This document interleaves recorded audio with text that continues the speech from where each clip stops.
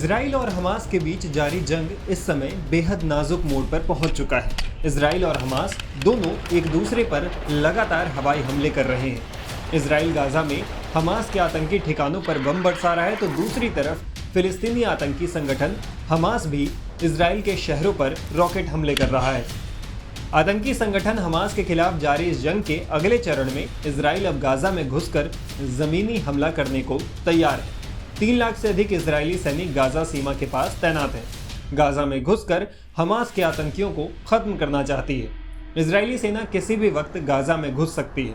इस तनाव भरे माहौल के बीच इजराइल के दुश्मन और हमास समर्थक देश ईरान ने इजराइल के सामने एक शर्त रखी है।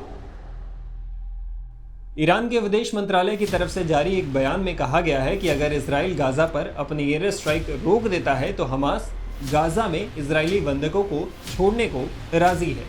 ईरान की तरफ से ये बयान उसके विदेश मंत्रालय के प्रवक्ता नासिर कनानी ने दिया है।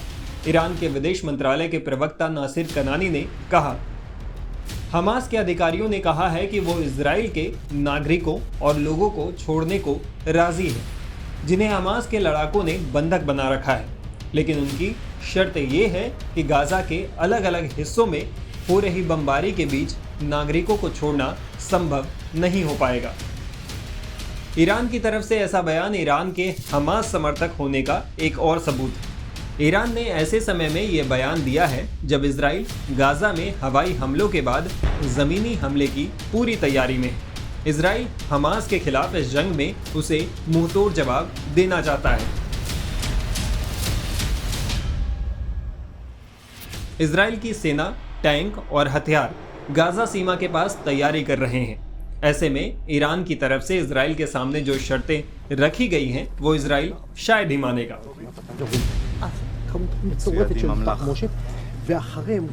एक देश के तौर पर वैसे भी इजराइल की नीति किसी आतंकी संगठन से समझौता नहीं करने की है। इजराइल हमास के खिलाफ इस जंग में किसी भी तरह से आतंकियों को करारा जवाब देने के इरादे से उतरा है और वो हमास के उस पर किए गए हमले का बदला जरूर लेगा।